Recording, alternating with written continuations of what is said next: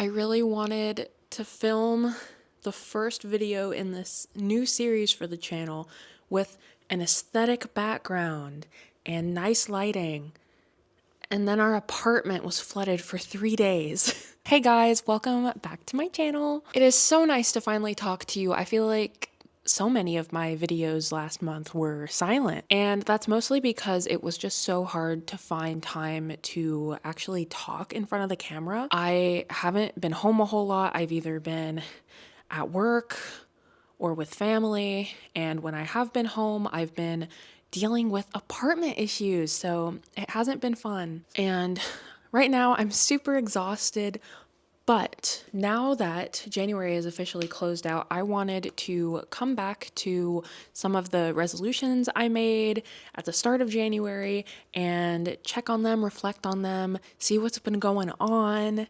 Even though this past month was not great, I think it's still worth reflecting on and being grateful for the good things that did happen and even the not good things, learning from them, trying to make the next month better. Is this optimism forced? Maybe a little bit, but it's also a muscle I think I'm trying to build. I want to have more gratitude in my life. I don't want to constantly be someone who is complaining about everything when something bad happens. And I feel like even though I'm really being tested lately, I want to take away something positive from all the bad that's been going on. So this is my way of coping with that. Whether or not that's crazy, leave a comment down below. I'll be the first one to vote yes, though, that it is kind of silly to be pushing for a happy outcome when everything is so bad. Something my therapist told me recently was that it's okay that things are bad and we can acknowledge that they're bad. So I'm also trying to make space for that. When things are bad, they're bad. There doesn't always have to be a positive outcome or a silver lining or a good takeaway. And for, I think, a lot of the things that's happened in my life lately, there isn't a positive or good takeaway.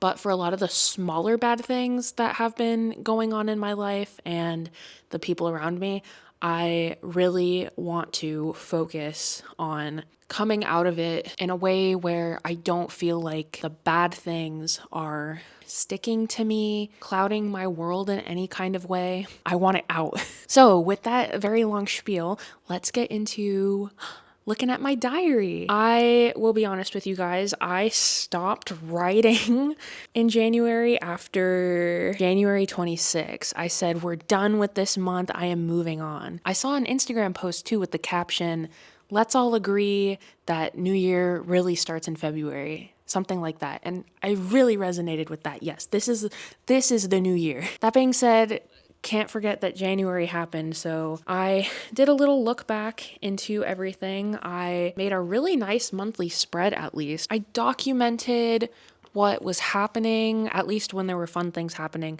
in really fun, unique ways. So I'm actually really happy with a lot of my diary pages that came out of the month. Some of the resolutions I've been tracking include wellness days.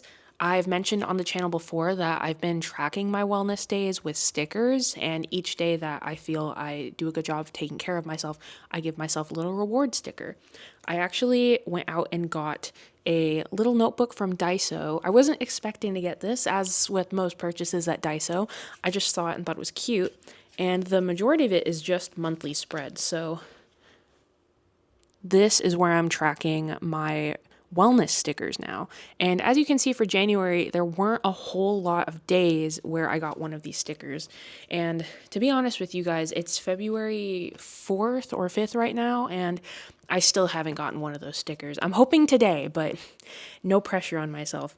So I only had 11 out of 31 days in January where I felt like I did a good job of taking care of myself, meaning I moved my body, I took care of my mental health, I ate well and mindfully. So, off to a slow start, but maybe things will go up from here. The other thing I've been tracking is how much reading I've been doing, and I haven't done too much, but I did start off the year with reading Crying in H Mart, which I absolutely loved.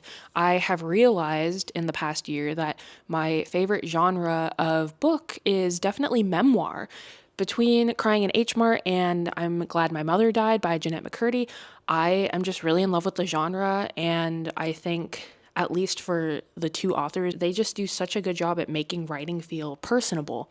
Some other books I've been reading are what my parents wouldn't call real books, and that is comics. I've been obsessed with the comic adaptation of Fangirl that I only recently found out existed. Now, I own Fangirl, but I've never read it before, so my introduction to the series is starting with the comics, which I think is a good segue to get me excited about them.